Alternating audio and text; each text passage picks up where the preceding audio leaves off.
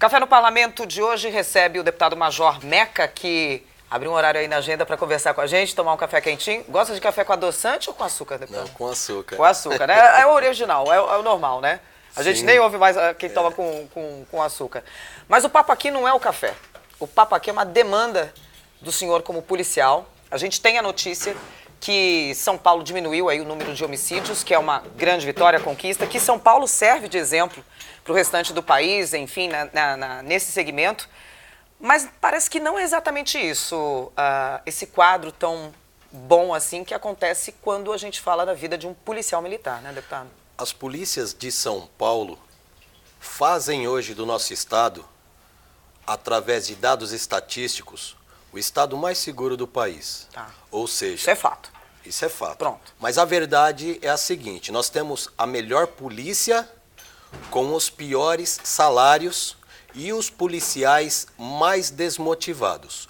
Esses resultados produzidos através da redução dos indicadores de roubo, de homicídio, de furto, de roubo de cargas, é produzido pela postura vocacionada dos nossos policiais e do sacrifício que eles fazem, né, ganhando salários míseros. Quais são os salários? De que salários que a gente fala? Porque a gente sempre fala que está muito baixo, mas Um já tem uma soldado média. hoje, um soldado ganha R$ 2.800. Eu trouxe a plenário para conhecimento de todos, porque poucos sabem disso. O olerite de um soldado que recebe líquido R$ 1.500, descontando todos os consignados que ele traz em folha de pagamento. Porque o nosso policial hoje, o que acontece com ele? Ele tira no mínimo 12 horas de serviço, que é o seu turno de trabalho, trazendo no seu corpo um equipamento de proteção individual, contando colete, cinturão, armamento, carregadores, algema, bastão, retrátil. Aparato, né? É por volta de 10 quilos que ele traz no corpo. 12 horas no mínimo um turno de serviço. Se ele pega uma ocorrência, um flagrante, Aí... ele puxa 18, 20, até 24 horas. Aí dentro desse estresse físico, psicológico, porque o policial, quando ele tira um turno de serviço, ele tem que desembarcar da viatura, ele corre, ele pula um muro, ele rasteja. Às vezes, ele tem que enfrentar um oponente, um criminoso que está alterado psicologicamente, ele tem que entrar, às vezes até numa luta corporal para dominar, algemar. Aí esse trabalho estressante, ele sai, ao invés dele ir para o seu horário de folga... Vai trabalhar. Ele vai fazer o bico. Porque ele que tem é normal na vida de um policial. A gente sempre ouve falar aqui. Tanto praça quanto oficial. Aí ele permanece naquele circuito de estresse físico, psicológico, espiritual.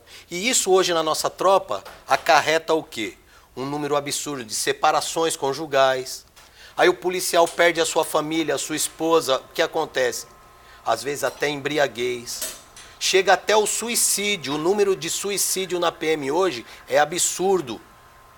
Chega próximo ao número de policiais mortos em serviço e em razão da função. Aliás, essa é uma demanda sempre trazida pelos deputados aqui, deputado Coronel Telhada, era falado pelo Coronel Camilo, o senhor fala aqui, os nossos deputados da área de segurança. É quase que diário, deputado, trazer aqui a notícia da morte de um policial? Sim, em todo o Brasil, em São Paulo, em todo o Brasil. Esse ano foram mortos 8 policiais militares. O ano passado, esse número ultrapassou de 60. O que está acontecendo? O nosso operador de segurança hoje, ele não tem, o Estado não dá estrutura para ele combater o crime organizado. O crime organizado hoje tem muito dinheiro, porque o tráfico de drogas, o tráfico de armas, o tráfico de pessoas e órgãos, isso daí faz o crime organizado ser uma atividade que no planeta só perde para o petróleo. E esse dinheiro ele é lavado em algum lugar, existe a lavagem desse dinheiro. Existem muita gente aí, muitos empresários que vivem desse dinheiro e tem a fachada de bom moço.